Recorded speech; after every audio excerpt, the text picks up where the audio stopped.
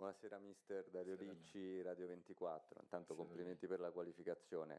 Good evening. First and foremost, congratulations on making it through to the knockout stage. This performance and the starting 11, at least to me, they seemed more the result of an agreement, a pact that the team and the coach had entered into. And I'm sure there was a lot of thought that went into the tactical plan. Can you confirm my impression on that score? Could you understand what you mean by the word pact?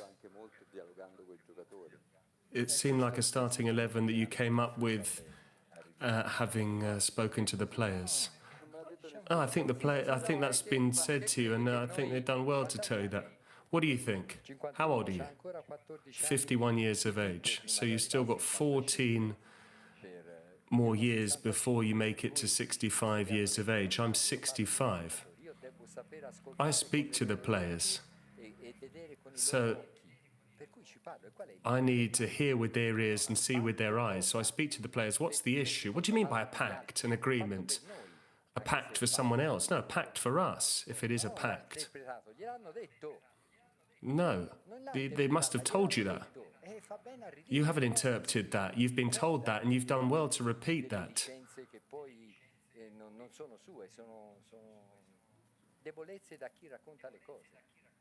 But don't claim this is your poetic license. This is just a weakness of those that you're actually leaking things, because there's an internal and external environment. If there are people that are actually leaking things from the inside out, then that's someone who hurts the national team. Whoever's told you that, that hurts the national team. But I speak to the players day in, day out. No, honestly, they haven't told me that. No, honestly, I'm sure they have. But I always speak to the players. Before every game, I speak to my players. What does that mean?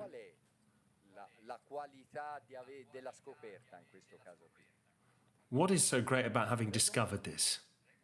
Sorry? No. It's only natural. What do you mean I don't speak to them? Of course I speak to the players.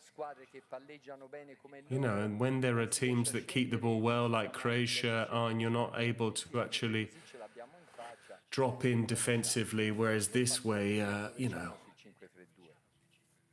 I actually did my dissertation at Coverciano on a 5-3-2. I can show you that if you want. So it's only natural that I speak to the players. Why a pact? Why? Because they then scored a goal and then we were not able to score a goal at very normal, ordinary moments of the game. And we become too ordinary in terms of our ability. It doesn't come down to the pact or the formation. We were ultra-offensive towards the end of the game. We had 6 attacking players on the pitch with only 3 defenders on the park. And yet, it was still shape. The guys who came on are giants in terms of what they showed. Because in a competition like this, which is so difficult, those that play for 10 minutes are absolutely crucial. And tonight, those that came off the bench actually kept the game in the balance. They did things perfectly because they kept that shape despite the fact that we were ultra-offensive, and they took responsibility. The entire team made sure that they were able to actually cover 60 yards, just 3 of them. They covered it well.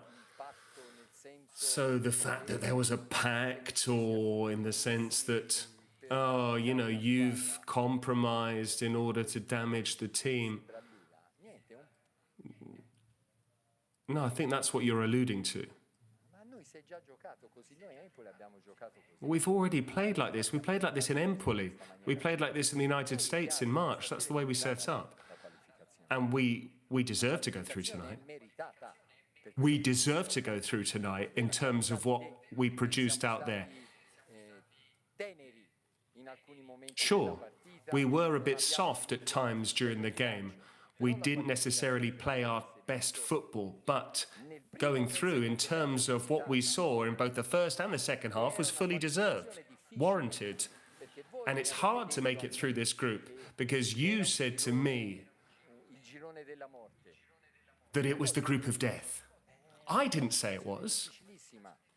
You know, it was really hard to make it through this group because there are top teams in this side. Spain are brilliant, Croatia excellent. people are used to seeing this type of match, this type of tension. When you drop beneath the minimum standards, as came to pass for us at certain times during the first half, it's because we feel the bite of pressure in terms of how important the game is. Otherwise, I don't know how to explain it, because it's not possible.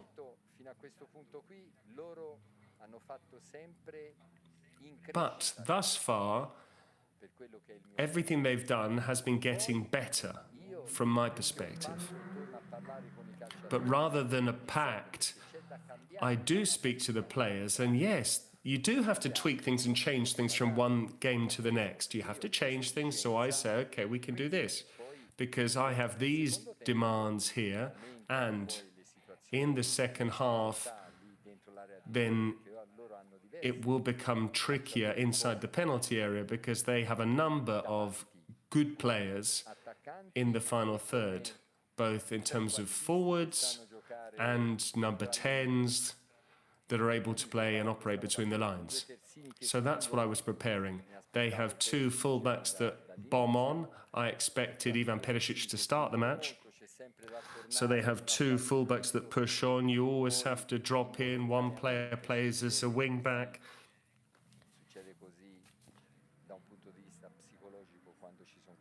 And psychologically, sometimes these things happen without you even meaning to.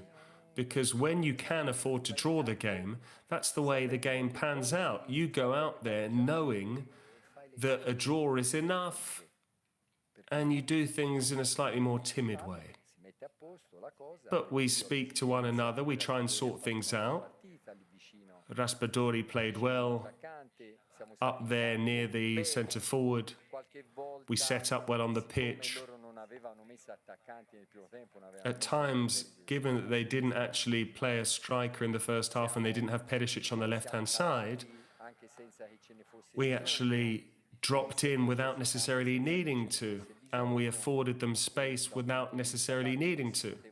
And from a tactical perspective, we could have actually squeezed up the pitch a bit more, despite the fact that we had this certain formation in place. But then there are the big moments in the match whereby you concede a goal. You saw that at that stage of the game, we were affording them opportunities. We were timid. I don't know why that happened. I still need to understand why that happened. And once we conceded, without necessarily changing the personnel, the team actually started to play better. We were playing better. Alessandro Bastoni had two clear-cut chances where he could have headed it home. The first one was there. All he had to do was not head it straight at the goalkeeper. It's a good save, but if you head it at that height, it makes it easier for the goalkeeper to save it. But even the ball across from Chiesa along the 6-yard line, two of them went in there and neither made contact with it. These are clear-cut opportunities, and those are two big misses for this level of football. So there you have it. Good evening. I wanted to ask you, we saw you really celebrate wildly. It's the first time you've really got excited as the Italy head coach. And you said we made too many mistakes after the second game. Jorginho said the same thing today. Do you really think you have quality to make fewer mistakes?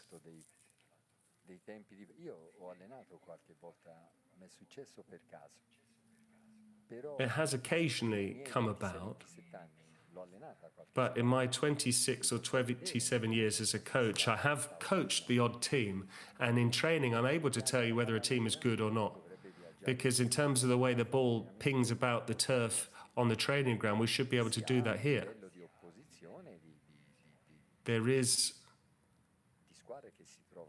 a good level of opposition on the training ground, just like the teams that you come up against. You can see how quickly we move the ball, but it's in terms of how neat and tidy we are, you know, when the ball is pinging back and forth, my ball, their ball, no one's ball. There comes a time when Donnarumma launches the ball forward, or there's a goal kick, or there's a throw-in. these are times when the ball doesn't belong to anyone. There are always challenges, 50-50s, and you need to try and clean up the ball and tidy up possession to make sure that you can give it to someone.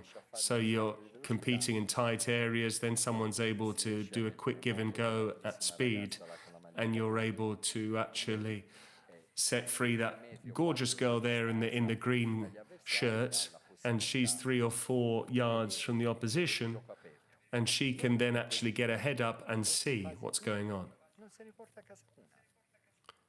But we're not able to do that at all. Never happens, not even once. Whenever there's a challenge or there's a 50-50, we don't win any of these. So from that perspective, and it's not a technical question, it comes down to experience in terms of these physical challenges, being willing to do the dirty work, which then allows you to actually produce the quality. Because in there you simply have to win the 50-50, win the challenge, and you have to try and clean it up. So we need to improve on that score. In the second half we did so. There were 5 of us in open space against the entire team because we kept 5 players up the top. Fratesi also went as a striker, even though he was asked to actually play as a defensive midfielder. Fagioli was in there. Barella and Fratesi were in there. That allowed us to move the ball. Then we had the 4 strikers very high up the pitch, and we had shape. They were perfect in terms of their shape. We've got a result which was very challenging from a mental perspective because we needed to strike the right balance, and they had the right shape there. So it's incredible what they achieved. Because at one stage, Darmian actually pushed on. He was playing almost as a striker up there. No, the strikers play up there. You need to do your job well. Because whatever the result was tonight, we needed to make sure that we didn't become discombobulated in terms of what could occur in the future. We didn't need to risk conceding a second or third goal, so we needed to keep our shape and stay in order, and the guys did so brilliantly. They were brilliant at that. And the guys that came on were excellent. They did really well because they were able to actually give that extra thrust to the game. Scamacca did well, Fagioli did well, Zaccagni. You only need to see the quality strike that he pinged into the top corner. Chiesa did excellently because he played 2 balls in. They just needed to allow those to hit them, the teammates. So we need to congratulate the players. But of course, there are certain things that we need to revisit. There are things we need to quickly get a handle on. Otherwise, we won't be able to extract the maximum potential out of every single one of us. Okay. Hi, question in English, please. It's Kieran Fahy from AP. I wanted to ask how concerned you were, I mean, coming up to the 90th minute when you needed a goal and your team was attacking with everything it had, because Croatia also had the chance of scoring a goal at the other end. It was very chaotic end to the game. And what you thought of that.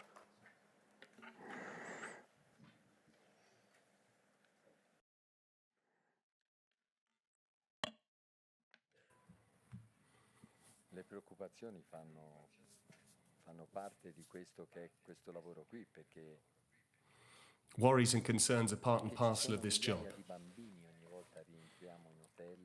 Because there are thousands of kids every time we go to the hotel who are waiting for us. And they're waiting simply for the opportunity to stare at us from 2 yards away. They wait there for hours to have the opportunity, just to have that 5-second opportunity to stare at us, to look at us. I'm someone who loves everyone. I love everyone, and I love everything in general. But then if I see there are people who target me and so on and so forth, then I get very angry. But in general terms, I love people, I love everything. So the fact that I do love people actually gives me an issue, because I feel bad for the fact that people love us and they're waiting there for a result. I'm always under pressure. I'm always struggling. because there's all of that beyond. But the issue is not now, it's actually when we played against North Macedonia. We've been under pressure ever since then. We needed to beat Albania. Against Spain, it was a tough match, but okay, you can qualify. Against Croatia, okay, it was a knockout game. Against Croatia, when we were there in the draw and we came up against these sides in our group, we were all there, lads, saying, oh, we've not had a particularly favourable lucky draw. So we came into our third match, and it became crucial, but we could afford to draw the game. We did what we needed to. But if you go out? But what sort of question is that if I go out? But now they want us to go out. What sort of question is that? Everyone's trying to get us out. Are you afraid? What am I afraid of? Otherwise, I would have simply come here like you guys and just watched the games. If I were afraid, then I just would have done what you guys done. I would have done another job. I'd have come and watched the games. There's no point in being afraid. I know so many people that have given me a comp ticket. I wouldn't even need to have bought my way in. You know, so it's only natural that there's pressure and responsibility, all of that. But we go out there to play. You can't necessarily have fear of losing before the game. I've lost so many matches in my lifetime. I've collected a whole host of losses. I've collected a whole host of situations like this ever since I took charge of Empoli and I had to actually keep the team up in the play-out in the Italian fourth tier, and then you win the Serie B. You know, you couldn't sleep, and then you go to Parma and you're like a zombie, and it's only natural. But that's the level of football that you play. It's only natural. But why should we get ahead of ourselves? What might happen? What could happen? Croatia could have won the game tonight. They're a good team. Anyone could have won at this level of football. You analyse things and then you say, okay, you've not been a very good head coach because of X, Y, or Z, and you accept it quite calmly. And that's the right way of doing things. That's part and parcel of your job. But don't take the piss out of us, excuse me, because we lost a game. That's not acceptable. I'm very sad and disappointed if I lose a game. I give absolutely everything for my country.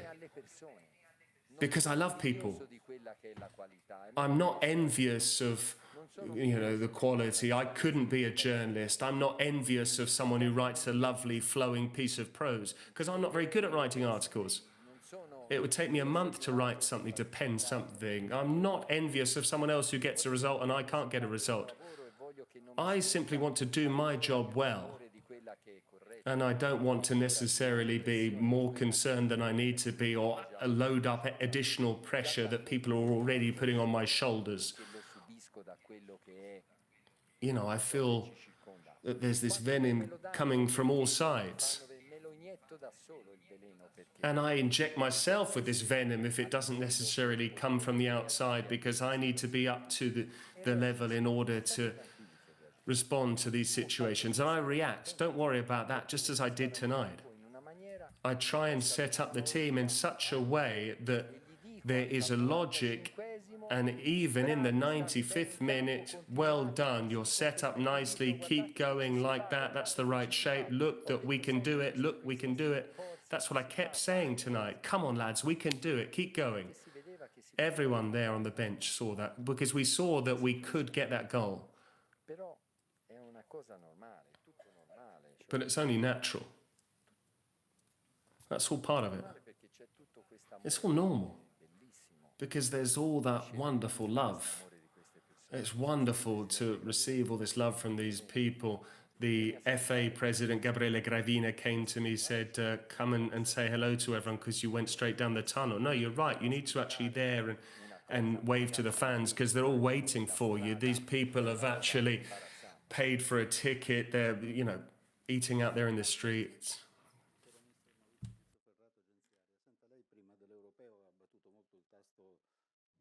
Before the European Championship, you really beat the drum in terms of the fact that the players really need to identify with the Azzurri colours. They need to be proud to play for Italy. Tonight, especially in that last gasp assault on the Croatia goal, we saw all of the heart and soul of these players. That's the first bit of positive news, isn't it, that they really buy into the cause. I agree with you. Hanno fatto vedere tante cose. They showed a great deal.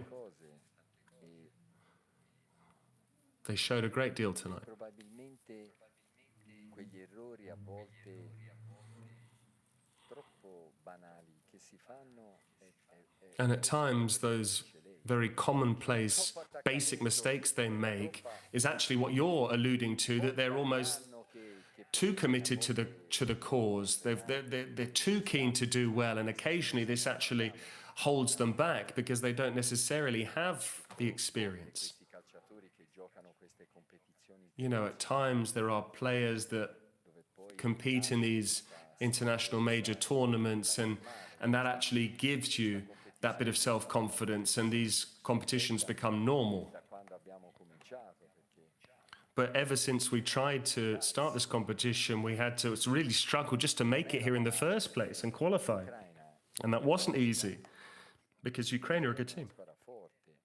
England are a top side. Ciavas aveva un po' di delusioni addosso. We started, there was a bit of disappointment Se gli si dà there. sempre il carico extra, And if you keep quella loading up importanza, e non the siamo importance of the dove ci game, sta che questo ci pesi. and you're not up to that level, it's only natural then that starts to weigh even heavier on you. And that's probably what you were saying. It's because there comes a time when you're not necessarily able to do the basics. Perché poi quando sono stati liberi, perché non c'era altra soluzione, si è visto. When the players were actually free and let go because there was no other option, you could see what they're capable of. Thank you. Posto, grazie.